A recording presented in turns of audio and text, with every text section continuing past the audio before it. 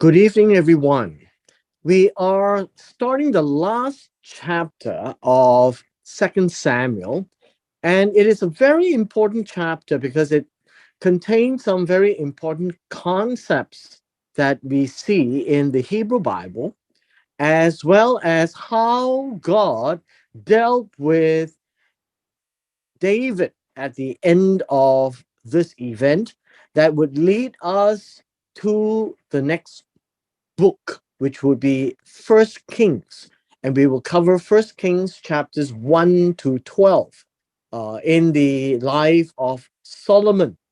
Now, with regards to chapter 24, let us begin, and we will have a parallel chapter in First Chronicles chapter 21, and we will take a look at it at the same time.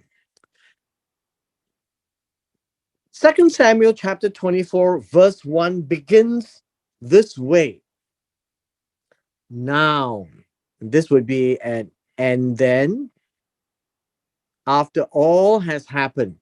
This word is an and then.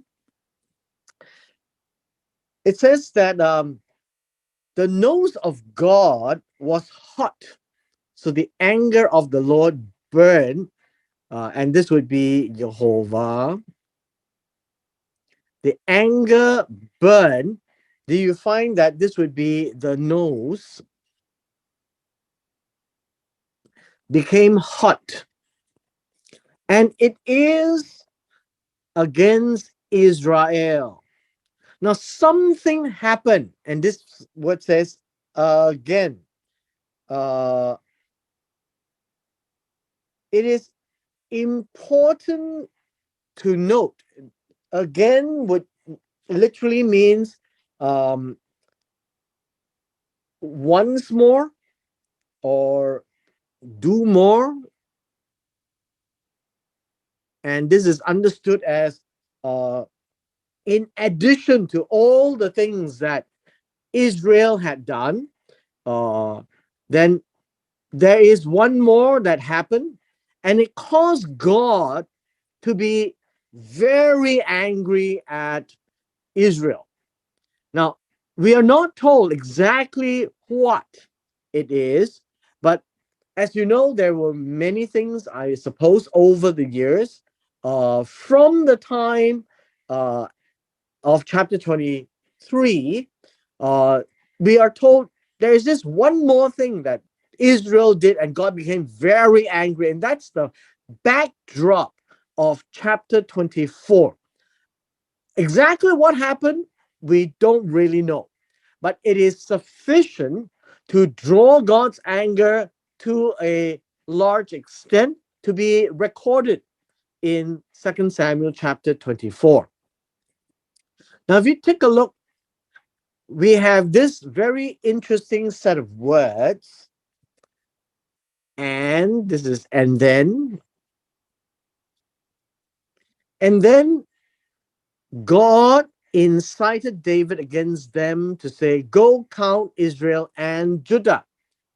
Now, this is something which you need to pay close attention to. First, this is God, this is David, and them would be Israel. He says, go count Israel and Judah. Now, first of all, let us get into the bottom of things. In the Hebrew culture, whenever they are, whenever something spectacular, something major happens, they look towards God, whether good or bad, and they would ascribe the incident to God. And they would say, God did this. And that's a Hebrew way, I suppose, that they would ascribe because they don't understand exactly all that has happened. And whatever they don't understand, they normally just push it all to God. And somehow God allowed or caused it to happen. Now, in this particular case, we need to pay attention to this word insight. The word insight is a very important word. This word is to move, it is to lure, it is to instigate, it is to provoke. And so there is this particular incident that God, at least here it's described as God suggesting, and you can see this, suggesting to David to go count Israel and Judah.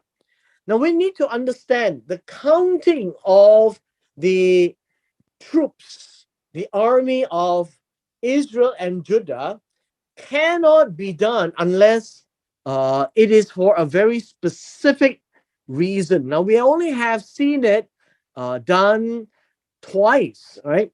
Two times when we read in the book of Numbers, there was a specific requirement to count those who were 20 and above at the beginning of the book of Numbers, and then later towards the end chapters of the book of Numbers, to make sure that we now have a consistent number of a little over 600,000 men.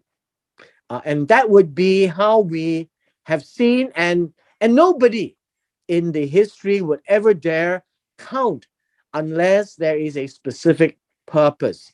Now, obviously, there are times when a number is needed and people don't need to count by the head. They could actually have a, say, a piece of paper or a stone that would represent them, and they would do a different way of counting. But in this case, it seems to say that God Himself provoked David to do something that is not right. That's what the text seemingly says. That these words, go, uh,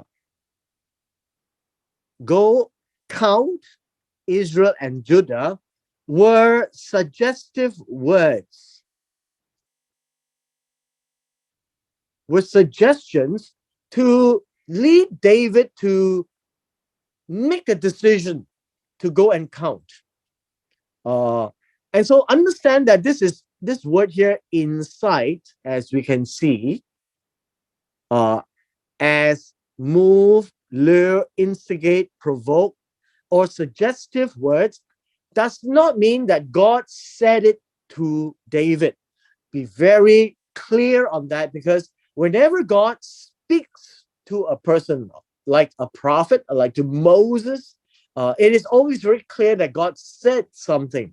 But in this case, the choice of words is very interesting because it is a suggestive word. Now, when we look at the parallel chapter, and then we will take a look, then we will see that something else is being said. Now, in First Chronicles chapter 21 and in verse 1, this would be a parallel chapter. And it says here, uh, then, this would be, and then, it tells us that it wasn't stating that it was God. It states a word which we read as Satan. And Satan stood up against Israel. And then, uh, this would be another, and then incited David to count Israel. So we have this word to count, and the word incite is the same word. It is to lure, uh, and it is to uh, instigate. All right, it is to provoke.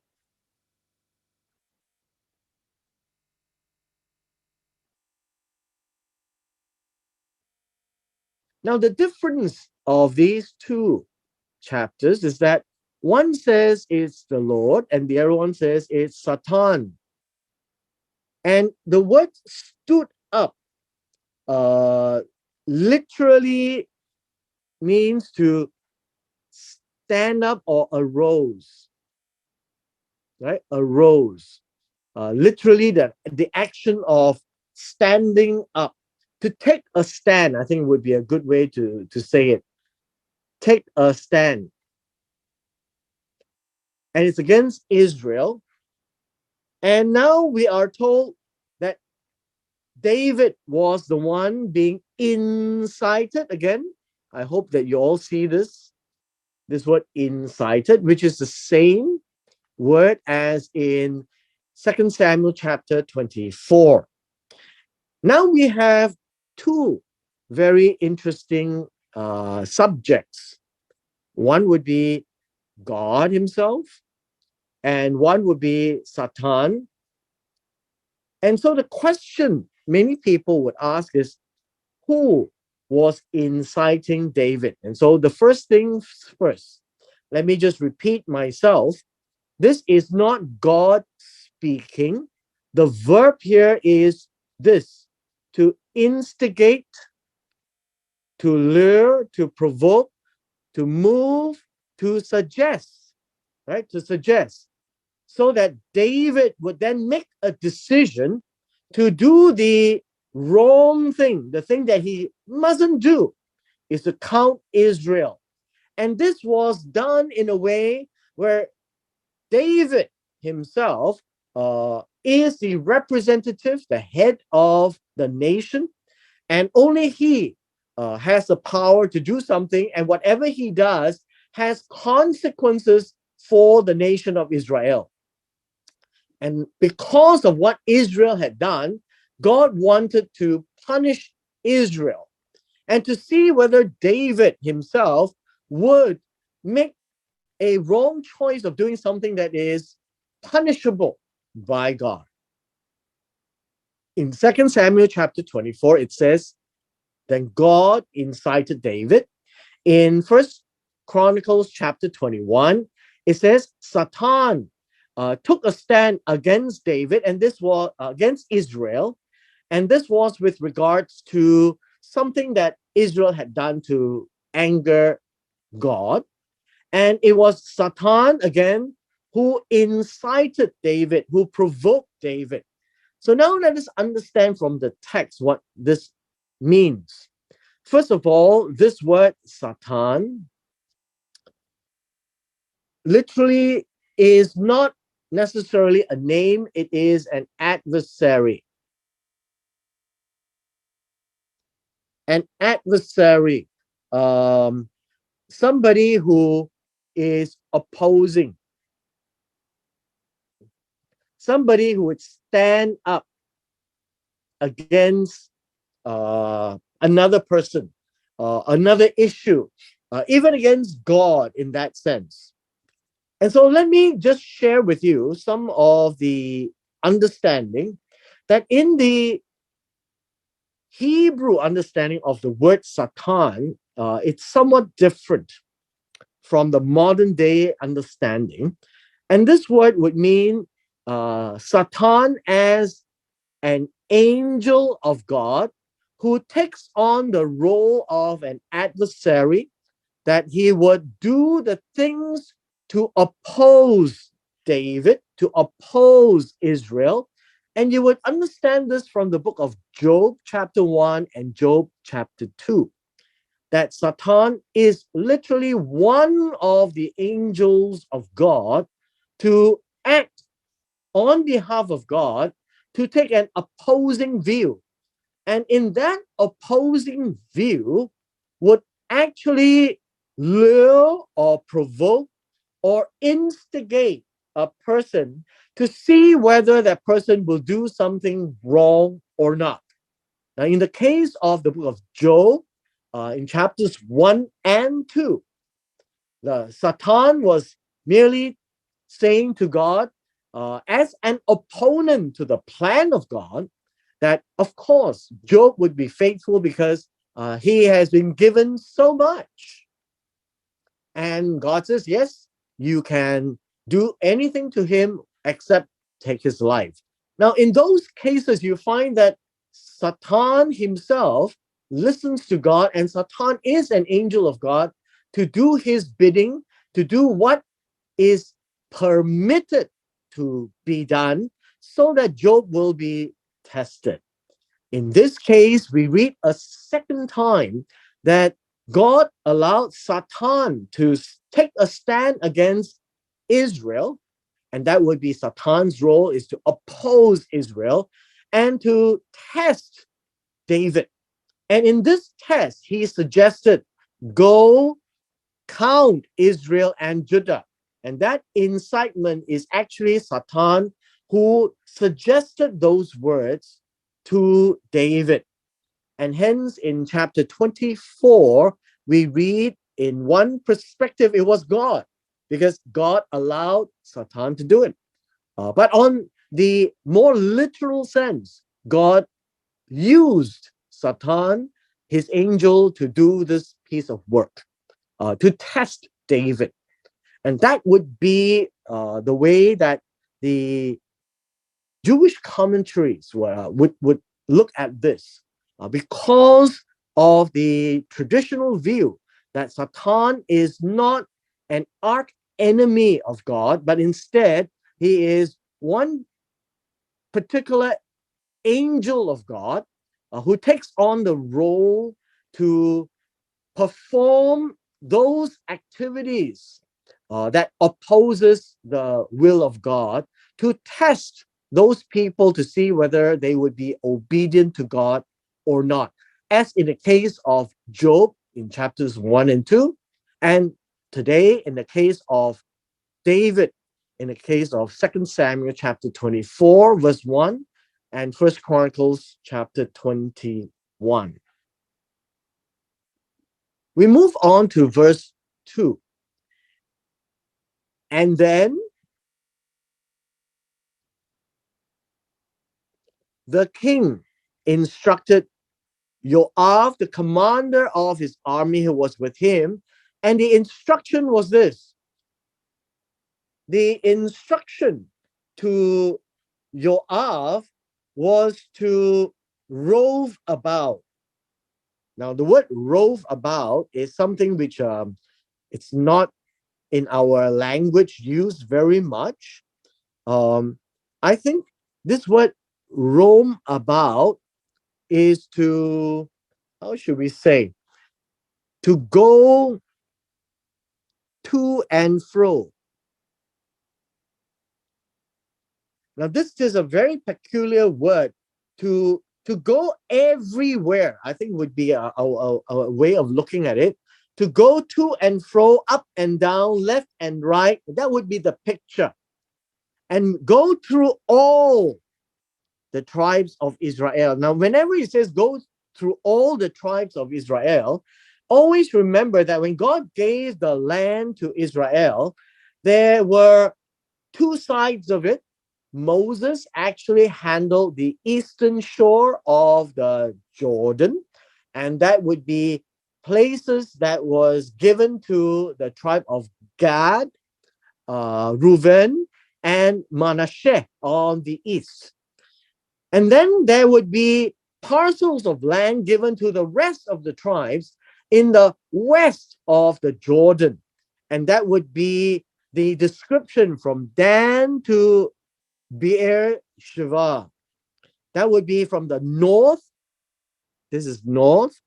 And Beer Sheva would be the south. And he says, conduct a census of the people. The idea here is to count the people, to take a number of the people, so that this is the catch, so that I may know the number of people. And when you talk about the number of people, it's not about the population, it is about the size of his army. And the size of the army is usually measured from the age of 20 to 50. And these would be the fighting people And God doesn't want anyone to count. They want God to trust in God so that God will give them the enemy. And it's not because they were numerous, but because they had God on their side. And so this counting is going to be very problematic. In verse 3, we now see this, but, and then we see Joab being very concerned. Joab is this, I guess we spoke about Joab. It is the fact that Joab is this able right hand, may have done things against the wishes of David, but has always watched out for David's back. He is the cleaner for David to do what David himself would not want to do it right, and perhaps also to make sure that David is always seen to be right before God. And Joab is prepared to go to do anything for David to make sure that David is right by God. And this time round, Joab said to the king, he says, may the Lord your God add to the people 100 times as many they are, because they are already many, right? While the eyes of my Lord the king can still see, meaning he's now growing old, but his eyes are getting dim. And may God add more to you. But why does my Lord the king delight in this thing? Now, this is something which we need to understand, that this thing, the census, is a no-no. And Joab knows that. Joab knows that. And so Joab is telling the king, why do you need to know how many troops you have in your army? While you can still see, may God give you more, that you can see the number that you can't count, and be happy with that. And Joab is really concerned for the king. Now, when we look at the parallel text in First Chronicles chapter 21, verse 3, it says, may the Lord add to his people 100 times as many as they are. May the Lord, the king, are they not all my Lord's servants? And why does the Lord seek to do this thing? This thing being the census, as you can see, right? This thing. But First Chronicles adds a little bit more information. Why should he be a cause of guilt for to Israel? And this is, I guess this is important. Uh, and the reason that this is important is because Joab recognizes that this particular action will be offensive, right? Will be offensive. This is an offense. It will be offensive to God. Why do you want to commit this offense? That is what Joab was trying to say. And so this gives us a picture that Joab is really watching the king's back. He says, King, you are getting old. Your eyes are getting dim. Why do you want to count? Why do you want to see how many would be the armies of your power? And Joab recognizes that this will be an offense to Israel. Why to Israel and not just to David? Because David represents the people. And whatever happens to David to be punished, God will also have what we call collateral damage that will flow over to Israel. And this would be a grievous sin. Now, looking at verse 4, we just look at 2 Samuel chapter 24, verse 4. You would find that Joab had no choice for the matter.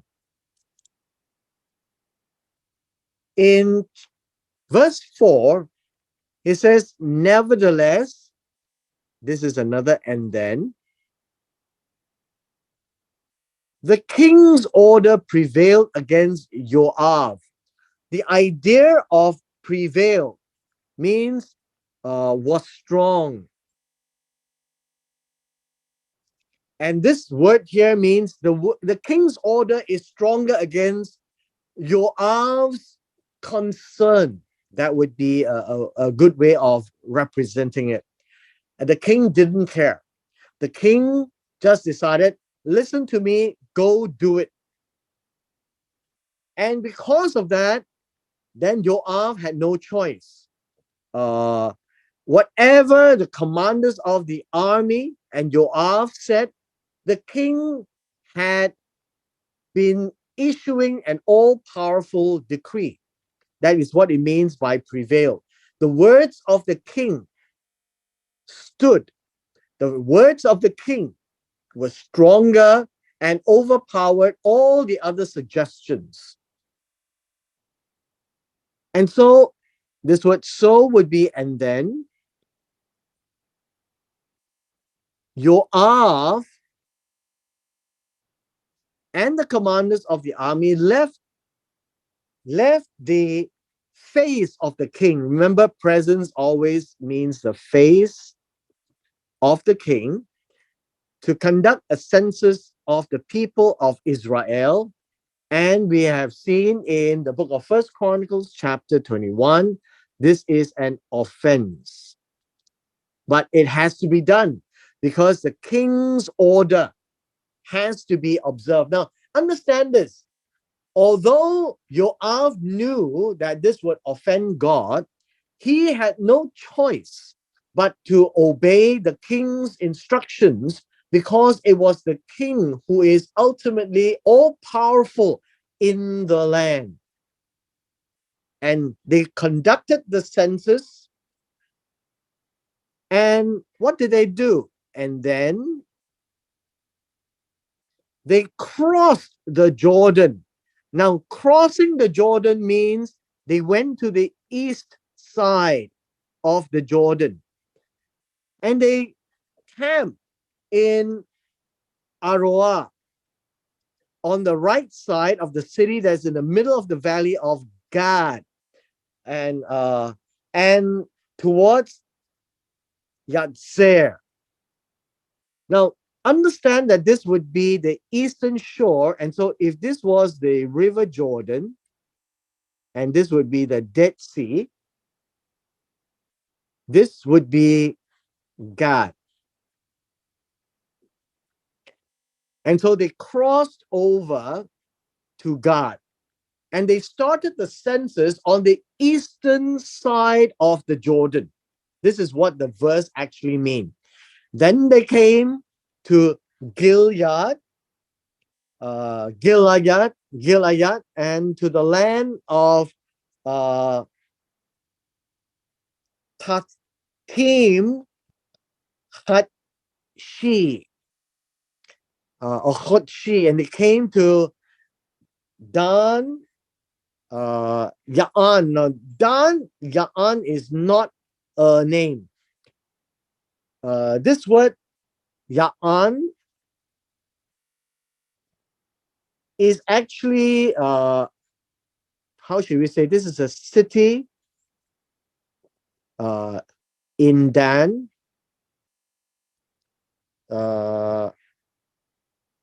called Ya'an, right? Ya'an. And so when the translators do this, when they put this the dash between Dan and Ya'an, you find that this is what it means. It's a city in Dan that is called Ya'an. And they came to around to the city of Sidon. And this verse 5 and 6 covers the eastern shore of the Jordan River. in verse 7, we now see then, which is and then.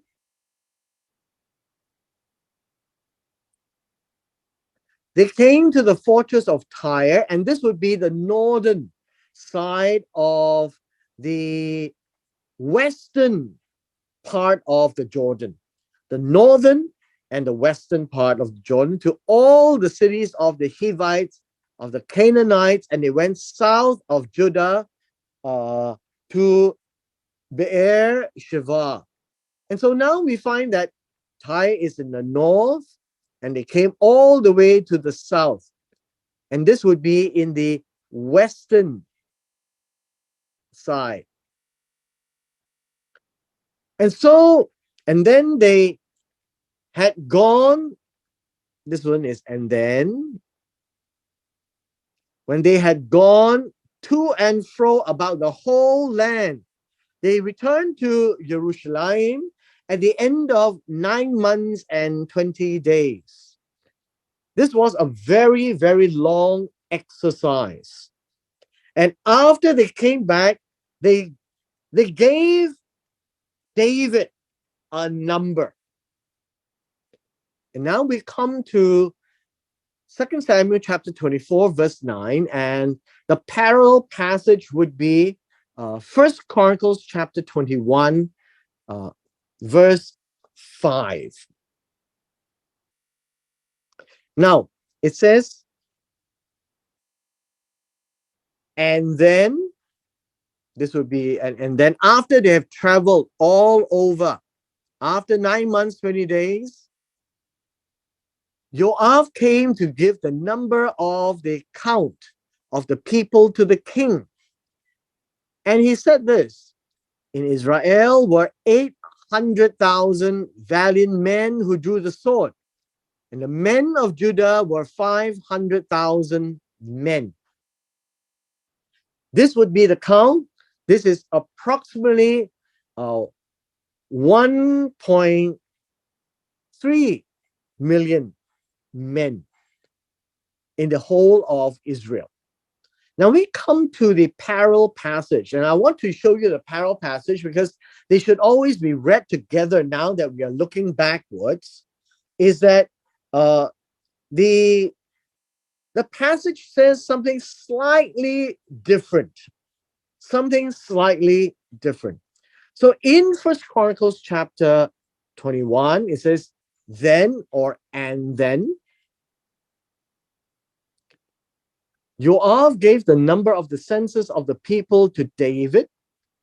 And it says Israel was 1.1 million men, right? In all who drew the sword. And Judah was 400,000 and 470,000 men who drew the sword. This is 800,000. And this is 500,000. And hereby we see some apparent discrepancy. All right. So let us begin to first take a look at the numbers that is different between Judah. This would be 30,000. And then between the Israel, 800,000. The difference here would be 300,000. That's the difference. It's about 300,000 men. That is different. Now, this is a number that we need to bear in mind because that's the difference in number. But looking down in verse 6, Joab did not count Levi and did not count Benjamin. Now, understand this. In the book of Numbers do not count Levi because they are not fighting men. But they actually did count Benjamin, but Joab did not count Benjamin because Benjamin would be, well, according to Jewish commentaries, because Benjamin is one of the smallest tribe because they have been largely killed at the end of the book of Judges. There weren't many people left. And if God became angry and punished this census, perhaps it would be detrimental to Benjamin. But that's a comment, right, by some of the commentators. However, the discrepancy of this number here of 30,000 would most likely be Benjamin. And so we can safely say that Benjamin, being a very small tribe at this point in time, would have numbered in the number uh, of Judah. This would make up the approximate 500,000 men that would be here. And so that would account for Judah. Now, what about Israel? 300,000 men. Now, when it says Israel was 1.1 million men, all who drew the sword, and there were 800,000, the difference of 300,000 came about in a few ways where they would describe, and I'm giving you the Hebrew commentaries to explain how this 300,000 would come about. In First Chronicles chapter 27, verse 1, we are told this, that this is the number of the sons of Israel, the heads of fathers, the commanders of thousands, of hundreds, their officers who served the king in the affairs of the division, which came in and went out month by month throughout the months of the year, each division numbering 24,000. Now, numbering 24,000 is the count. Each division, and these are numbers of troops which they already know. All right, they already know. So 24,000 times 12, that's the assumption they make, one for every tribe. And these would be the men who would be serving the king directly, that were not in the census. And this would make some 288,000, right? And with 288,000, there would be a difference of about 12,000 to make up the 30,000. And this would be the leaders of the division. So these would be the heads, right? The heads and the division. So the division is equivalent to this, the heads would be equivalent to this, and therefore the Jewish commentaries would then use this explanation to make up for the shortfall of about 300,000 people that were not counted by Yoav because they were already a known number without going round the land. And that would be the way that is explained. Now, today is a bit complicated, but I hope that you can watch the video again so that you'll be able to follow how some of these numbers are done. Now, let me just wrap up today by finishing chapter 24, verse 10. Chapter 24, verse 10. It says, now, and this would be, and then, David's heart troubled him after he had counted the people. This is, I guess this is very important. The word trouble comes from the word strike, right? Comes from the word strike. So this word here literally means caused to strike. I guess you would find that in the modern day, we can call this convicted. It hit him after, right? After he had counted the people. And then he realized, oh boy, this is wrong. Now, for the period that he had been doing it, he had insisted for 9 months and 20 days this should be the case. Now that he has the number, his heart convicted him. That is what it means, right? His heart was troubled. His heart was struck.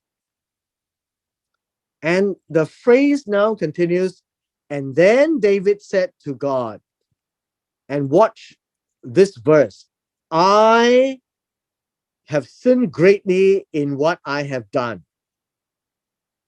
But now, and then, Lord, please overlook the guilt of your servant, for I have acted very foolishly. Let me break it down for us. First of all, I have sinned greatly. I have missed the point. The word sin is khatat, means if this was the measurement, the target, and this was where David hit, well, it seems that it is very far, missed the target. And that is what it means by sin greatly. What I have done. And notice, these words are very action oriented. This is a confession.